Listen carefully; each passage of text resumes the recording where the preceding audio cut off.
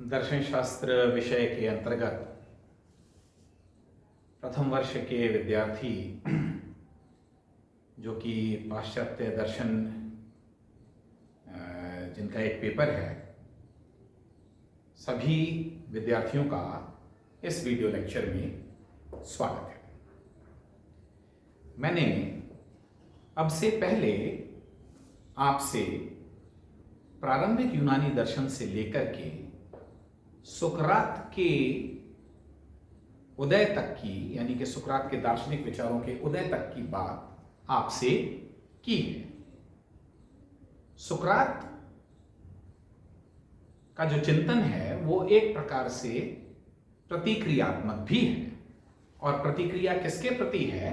प्रतिक्रिया उसके जो इमीडिएट प्रीडेसेसर्स थे, जो उसके पूर्वगामी थे, बल्कि सुकरात के समकालीन भी रहे। ऐसी बात नहीं है कि सोफिस्ट लोग समाप्त हो गए थे। सुकरात के और सोफिस्टों के बहुत संवाद मिलते हैं, यानी कि सोफिस्ट चिंतन धारा या सोफिस्ट परंपरा भी विद्यमान थी। और वहीं हम ये देखते हैं कि सुकरात सोफिस्ट परंपरा के प्रति प्रश्न उठाता है, और बाद में हम ये देखते हैं कि वो प्रश्न जब प्लेटो अपने संवाद लिखता है तो आक्षेप भी बन जाते हैं। तो सोफिस्ट में और सुकरात में किस प्रकार का भेद है?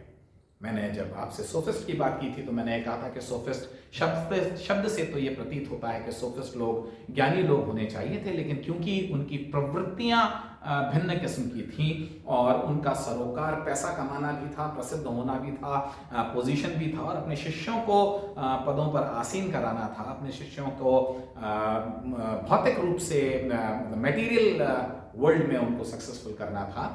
तो सुकरात इस प्रश्न को उठाता है और वो ये देखता है कि समाज में बहुत भ्रष्टाचार व्याप्त है। लोग बाग पद पाने के लिए, प्रभावशाली बनने के लिए समस्त प्रकार के अनैतिक उपायों को भी अपनाते हैं। लोगों का सरोकार नीति या सत्य से नहीं है और समाज में आचरण गिरता जा रहा है, नैतिक स्तर का पतन हो रहा है। तो सुकरात के लिए प्रमुख समस्या यह है कि आखिरकार जो उस वक्त का यूनानी समाज है उसमें जो युवा वर्ग है, जिसके कंधों पर जिम्मेदारी रहती है कि आगे चल करके राज्य को चलाने की, वो इतने अनैतिक और इतने ज्ञान के प्रति उदासीन क्यों है? सत्य के प्रति इतने उदासीन क्यों है? और अपने चिंतन में वह ये पाता है कि देखिए, परेशानी क्या है कि मनुष्य प्राय, और मनुष्य की जब वो बात कर रहा है तो उसका जो बेसिक फोकस, जो उसके लिए उसके फोकस में जो चरित्र हैं वो प्राय युवा है। उसका निष्कर्ष ये है कि देखिए, मनुष्य स्वभाव से बुरे नहीं होते। सुकरात का ये मानना है कि मनुष्य स्वभाव से हमेशा अच्छे ही होते हैं, और वो हमेशा यदि उनको मालूम हो कि सत्य क्या है और उचित क्या है तो वो उसका ही वर्ण करेंगे, क्योंकि कोई भी मनुष्य अपनी बुद्धि का उपयोग करते हुए अनैतिक का या बुराई का वर्ण नहीं कर सकता। तो फिर समस्या क्या है? समस्या ये है कि वह अपने अज्ञान को नहीं जानते। मनुष्य, और मनुष्य से मैंने कहा कि जो युवा हैं वो सभी मनुष्य, लेकिन खासतौर से युवा, वो अपने अज्ञान को टटोल नहीं रहे हैं, इस भ्रम में जी रहे हैं कि वो बहुत कुछ जानते हैं। तो सुकरात एक तरीके से इस प्रकार से चिंतित भी है और इसका बीड़ा भी उठाता है कि भाई देखिए, लोगों को यह बताया जाना जरूरी है कि जो आप जानते हैं, जिसको सत्य समझते हैं, वह सत्य नहीं है। और जब मनुष्य यह जान जाएंगे कि सत्य क्या है तो वह असत्य को त्याग देंगे। जब वह जान जाएंगे कि नीति क्या है या नैतिकता क्या है तो वह अनैतिकता को त्याग देंगे, क्योंकि स्वभाव से तो मनुष्य अच्छे ही हैं। तो यह मनुष्यों का अज्ञान है जो उनको सत्य से दूर कर रहा है, नैतिकता से दूर कर रहा है, और यही संपूर्ण राज्य में, संपूर्ण समाज में भ्रष्टाचार का कारण है। ठीक है, तो मैंने आपसे पहले भी ये जिक्र किया कि सुकरात ने कोई पुस्तकें लिख करके तो लोगों को कोई शिक्षा दी नहीं, उसने कोई लेख तो नहीं लिखे, उसने क्या किया? देखिए सुकरात, मैंने आपसे पहले भी ये कहा था कि उन्होंने शायद जिंदगी में कोई काम धाम ऐसा कोई कमाई का, पैसा कमाने का तो विशेष किया नहीं, लेकिन वो युवाओं से बातचीत बहुत करते थे। और बातचीत क्यों करते थे? क्योंकि वो ये जानना चाहते थे कि आखिरकार युवा किस प्रकार से सोचते हैं। तो सुकरात को समझने के लिए मुझको एक प्लेटो का डायलॉग है लाइसिस, जिसमें उन्होंने ये वाली बात खास तौर से प्रस्तुत की है, जहाँ पर दो बालक हैं, एक हिपोथेलिस है और दूसरा मिनेक्सिनस है। वहाँ पर सुकरात उन व्यक्तियों से बात कर रहा है। तो बात किस चीज़ के बारे में कर रहा है कि मान लीजिए वो एक बाजार में किसी सार्वजनिक स्थान पर बैठा हुआ और वहाँ से कोई युवा गुजरता है और उसको सुकरात ये कहता है कि भाई जरा इधर आओ। वो पलट के क्या जवाब देता है? वो ये कहता है यार ये सुकरात कुछ अजीब किस्म के व्यक्ति हैं, खुद को तो कोई काम धाम है नहीं और मैं थोड़ा सा जल्दी में हूँ, मुझे मेरे मित्र से मिलने के लिए जाना है, अभी मैं रुक जाऊंगा तो ये मेरा टाइम खराब कर देंगे। तो मान लीजिए ऐसा संवाद है कि वो पलट के ये जवाब देता है कि भाई देखिए मैं जल्दी में हूँ, मैं मेरे मित्र से मिलने जा रहा हूँ। सुकरात कहते हैं बहुत अच्छी बात है कि आप अपने मित्र से मिलने के लिए जा रहे हैं, लेकिन आप कृपया ये तो बताते जाएं कि मित्र क्या होता है, हम मित्र किसको कहते हैं? क्या बेवकूफाना सवाल है। ये ख्याल आएगा ना हमारे मन में, मान लीजिए कि कोई हमसे ये पूछे कि आप बताइए कि भाई मित्र किसको कहते हैं, तो आपको लगेगा कि यार ये भी कोई प्रश्न है पूछा जाने लायक, ये भी कोई प्रश्न है कि कोई किसी को ये पता है? अरे सभी जानते हैं कि मित्र क्या होता है। सुकरात पूछता है कि भाई देखिए मैं शायद इतना नहीं जानता, मैं आपसे ये जानना चाहता हूं क्योंकि आपके मित्र हैं और आप मित्र से मिलने जा रहे हैं, तो निश्चित रूप से आप ये जानते होंगे कि मित्र किसको कहते हैं। ये जो संवाद है उसमें जो पूरा का पूरा ये स्टोरी बिल्डअप है या मॉरल बिल्डअप है वो दूसरे तरीके से है, लेकिन मैं जब मैं छात्रों से बात करता हूं तो मैं सुकरात की बात को कुछ इस तरीके से रखता हूं। तो लाइसिस में जो चर्चा हो रही है ये उसी का एक, जिसको आप कह सकते हैं कि थोड़ा सा ज़्यादा सरल रूपांतर है। वो ये कहता है कि भाई देखो सब जानते हैं, हम जिनके साथ में उठते बैठते हैं, समय व्यतीत करते हैं, अपने मन की कहते सुनते हैं, उनको हम मित्र कहते हैं। ये तो बड़ी कमाल की बात है कि मित्र ऐसे लोग होते हैं। तो एक बात बताइए कि यदि मान लीजिए मैं किसी से मिल नहीं पाऊं या कभी किसी कारणवश अपने मन की बातें मैं किसी व्यक्ति से न कर पाऊं, तो क्या वो व्यक्ति मेरा मित्र नहीं रहेगा? तो अब पहली बार ये प्रश्न उठता है कि भाई ये सवाल तो सुकरात ने दाग दिया कि मित्र किसको कहते हैं, और इसका जवाब सूझ नहीं रहा है। इतनी देर में और लोग जमा हो जाते हैं, कई सारे युवा उधर से गुजरते हैं और एक मजमा सा लग जाता है, जो कि सुकरात की एक आमतौर की शैली थी। तो एक अन्य व्यक्ति कहता है कि भाई देखिए जो हमारे दुख सुख में काम आए वो हमारा मित्र होता है। Friend in need is friend Indeed, ऐसा अंग्रेजी में कहा है।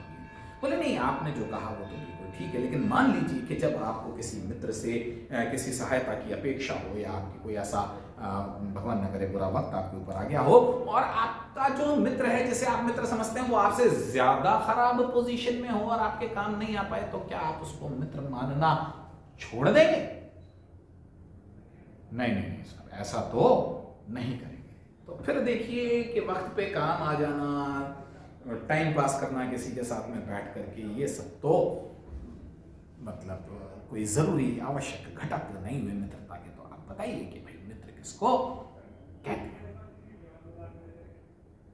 तो वो कोई व्यक्ति ये भी प्रस्ताव रखता है कि देखिए मान लीजिए कि वो हमेशा हमारे साथ में गपशप ना करता हो और वक्त पर मदद नहीं कर पाए, लेकिन जो हमेशा हमारा साथ दे, मॉरली जो हमारे साथ में खड़ा हो, हमारा पक्षधर हो, चाहे स्थिति कैसी भी हो। तो सुकरात ये कहता है कि मान लीजिए आप कभी अनैतिक हो, अब नीति का प्रश्न ले आता है कि मान लीजिए आप किसी से झगड़ रहे हैं और आपको यह मालूम है कि गलती आपकी है, तो क्या आप ये अपेक्षा करेंगे अपने मित्र से कि वो गलत को गलत ना कहे, सही को सही ना कहे और आपके गलत होने के बावजूद वो आपका साथ दे? या किसी का मित्र अपने मित्र के गलत होने के बावजूद अपने मित्र का ही साथ दे? नहीं, ऐसा तो नहीं है। देखिए, मित्र का काम तो सही और गलत बताना है। देखिए, ये चीज भी फिर मित्रता की परिभाषा पर लागू नहीं होती है। तो आप कैसे कहेंगे कि मित्र किसको कहते हैं? वो अनेक युवाओं से इस प्रकार का प्रश्न पूछता है। ये एक उदाहरण मात्र है, और धीरे धीरे होता यह है कि सभी एक दूसरे का मुंह ताकते हैं और फिर खींच जाते हैं। और इसका डायलॉग में भी वर्णन है लाइसिस में कि भाई सुकरात, तुमने इतने लोगों को इतनी देर से परेशान कर रखा है, हर चीज में तुम कोई कमी निकाल देते हो, जो भी बात तुमको बताई जाती है और तुम ये कन्विंस भी कर देते हो कि उसमें कमी है। इसका अर्थ ये हुआ कि तुम ये जानते हो कि मित्र किसको कहते हैं। तो बजाय इसके कि तुम और समय बर्बाद करो, तुम स्वयं क्यों नहीं बता देते कि मित्र किसको कहते हैं? यहां सुकरात बड़ा, जो जहां से हम ये कहते हैं कि सुकरात का दार्शनिक पक्ष उजागर होना शुरू होता है, वो ये कहता है कि मुझे किसी का समय बर्बाद करने का कोई शौक नहीं है। यदि मैं ये जानता कि मित्र किसको कहते हैं, तो मैं आप महानुभाव को कष्ट नहीं देता ये बताने का। मैं स्वयं नहीं जानता कि मित्र किसको कहते हैं। देखिए, तो अब प्रश्न ये उठता है जिसको कि सॉक्रेटिक आयरनी कहा गया, अंग्रेजी में टेक्निकली जिसको क्या कहते हैं, सॉक्रेटिक आयरनी। दो प्रकार के लोग हैं। एक वो जिनको ये लगता है कि वो कुछ जानते हैं, और जिनको इतना विश्वास है, जो अपने ज्ञान के ऊपर प्रश्न तक नहीं उठाते, वो स्वयं से ये प्रश्न नहीं पूछते कि मित्र किसको कहते हैं, जबकि मैं रोजाना मित्रों में उठता बैठता हूं। और दूसरी तरफ एक ऐसा व्यक्ति है जो इतनी साधारण, इतनी स्वाभाविक, इतनी रोजमर्रा की बात पर भी प्रश्न उठाता है। क्या प्रश्न उठाता है? कि मित्र किसको कहते हैं। और अंत में हम देखते क्या हैं कि वे व्यक्ति जो ये समझते थे कि ये जानते हैं कि सत्य क्या है, वह सत्य को नहीं जानते थे। और दूसरी तरफ एक ऐसा व्यक्ति है जो यह जानता था कि वह नहीं जानता है कि सत्य क्या है। दोनों में से अधिक ज्ञानी कौन हुआ? अब शायद ये कह पाना स्पष्ट है कि दोनों ही पक्षों में से, जहां पर एक सुकरात है और दूसरी तरफ वो युवा है जिनसे ये प्रश्न पूछा जा रहा है कि मित्र किसको कहते हैं, उनमें से अधिक ज्ञानी सुकरात है। क्यों है? क्योंकि जिसको इतिहासकारों ने क्या किया सुकरात के विषय में, only he knows who knows that he does not know. ज्ञानी वही है जिसे अपने अज्ञान का ज्ञान है। वही ज्ञानी क्यों है? क्योंकि एक तो वह यह जानता है कि उसको बहुत कुछ जानना शेष है, और दूसरा उसके सामने, उसकी जिंदगी में सत्य की राह में यह दंभ कभी आड़े नहीं आएगा कि वह सब कुछ जानता है। तो ये मान करके चलना कि मैं नहीं जानता हूं और मुझको जानना है, यह स्थिति सदैव उस भ्रम से, उस दंभ से बेहतर है जिसमें मैं ये स्वीकार कर लूं, या कोई भी व्यक्ति ये स्वीकार कर ले कि वो सब कुछ जानता है। तो सॉक्रेटिक आयरनी क्या है? Only he knows who knows that he does not know. केवल वही ज्ञानी है जिसको इस चीज का ज्ञान है कि वह ज्ञानी नहीं है। I know nothing accept the fact of my ignorance. मैं अपने अज्ञान के तथ्य के अतिरिक्त कुछ भी नहीं जानता, ऐसा सुकरात कहता है। ठीक है, सुकरात इतनी बात करने के बाद में इसको हम सॉक्रेटिक आयरनी कहते हैं। दूसरी बात पर जाता है, वो ये कहता है कि देखिए, मनुष्य स्वभाव से अच्छे होते हैं। मनुष्य अपने मूल रूप में तो सीधे सच्चे व्यक्ति हैं। परेशानी कहां आ रही है? परेशानी यहां आ रही है कि वह इस भ्रम में है कि जो वो जानते हैं या जो वो करते हैं वही उचित है। यदि उनसे यह स्वीकार करवा लिया जाए या उनको यह बता दिया जाए कि जो वो जानते हैं वह गलत है या जो वो करते हैं वह अनुचित है, तो फिर वह गलत या अनुचित नहीं करेंगे। तो जो मैंने आपसे चर्चा की थी प्रोटागोरस की, या एक प्लेटो का आगे हमको संवाद मिलता है मेनो में, मेनो नामक एक संवाद है, उसमें खास तौर से इस चीज की चर्चा आती है। तो फिर प्रश्न ये उठता है कि उचित क्या है, अनुचित क्या है, और उचित कर्म कौन सा व्यक्ति करेगा, उचित कर्मों का चयन कौन सा व्यक्ति करेगा। वर्च्यू, सद्गुण। सद्गुणी कैसे बनूंगा, मनुष्य सद्गुणी कैसे बनेगा? तो मेनों में फिर यह जिक्र आता है कि सद्गुणी वह है जो ज्ञानी है। कैसे? उदाहरण हम एक छोटे से उदाहरण से समझें कि मान लीजिए मैं हमारे यहाँ बड़े इश्तिहार छपते हैं, है ना, जो हमारे यहाँ व्यसन की चीज़ें हैं, और इन दिनों तो ये मामला काफ़ी आगे चला गया, ड्रग्स की बात हो रही है, छापे पड़ रहे हैं इत्यादि। मान लीजिए कि कोई व्यक्ति मदिरापान करता है और वो लोगों से ये कहता है कि देखिए, मैं ये जानता तो हूँ कि मदिरापान मेरे स्वास्थ्य के लिए और मेरे परिवार के लिए हानिकारक है, लेकिन क्या करूँ, मैं मजबूर हूं, मेरी आदत पड़ गई है, मैं इतना दुखी हूं, मैं इतना परेशान हूं, या मैं इतना अब इसका आदी हो चुका हूं कि मुझसे मदिरापान की लत नहीं छूटती। मैं ये जानता तो हूं कि मदिरापान मेरे स्वास्थ्य के लिए हानिकारक है, लेकिन क्या करूं, अब तो मैं एक तरीके से इसका आदी हो गया। सुकरात की समझ में या सुकरात के मत अनुसार यह व्यक्ति वास्तव में यह नहीं जानता है कि मदिरापान हानिकारक है। क्यों? यदि किसी मनुष्य को, मान लीजिए हम ये कहें कि भाई देखो, इसमें इस पात्र में जहर भरा हुआ है और हम ये चाहते हैं कि आप ये जहर पी लीजिए, क्या कोई मनुष्य स्वेच्छा से, जिसको मरने की इच्छा ना हो, हमारी बात मान लेगा? नहीं मानेगा, क्योंकि वह ये जानता है कि जहर पीने से मृत्यु हो जाएगी।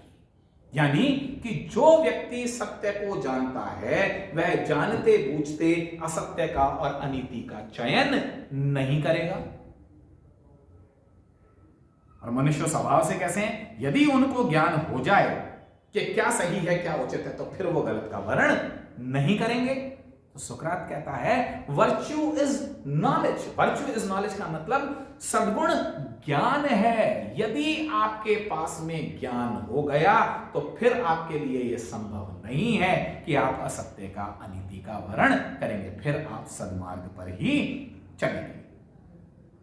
इस प्रकार सुकरात ये कहता है कि नॉलेज, ना केवल वर्च्यू इज नॉलेज, बल्कि नॉलेज इज ऑल्सो वर्च्यू।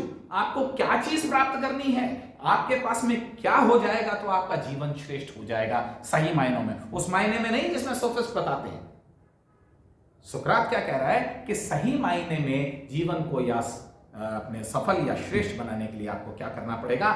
ज्ञान प्राप्त करना पड़ेगा। यदि ज्ञान होगा तो न केवल आपको सत्य का दर्शन होगा, बल्कि आपके लिए यह असंभव होगा कि आप असत्य के मार्ग पर चलें। यदि ज्ञान होगा तो आपको नैतिकता का ज्ञान होगा और आपके लिए अनैतिक होना असंभव हो जाएगा। इस प्रकार सुकरात के अनुसार ज्ञान नैतिकता की आवश्यक शर्त है, और न केवल आवश्यक शर्त है बल्कि ज्ञान नैतिकता के लिए पर्याप्त भी है। तो यदि ज्ञान है तो मनुष्य आवश्यक रूप से नैतिक होगा, और यदि ज्ञान है तो वह गारंटी है, वह पर्याप्त है मनुष्य को नैतिक बनाने के लिए। इस प्रकार हम ये देखते हैं कि सुकरात के लिए ज्ञान और नैतिकता वस्तुतः एक ही चीज है। इसलिए हम, यद्यपि डायलॉग में कहा गया वर्च्यू इज नॉलेज, सद्गुण ज्ञान है, लेकिन सुकरात के विषय में यह कहना भी उतना ही सही है कि ज्ञान ही सद्गुण है।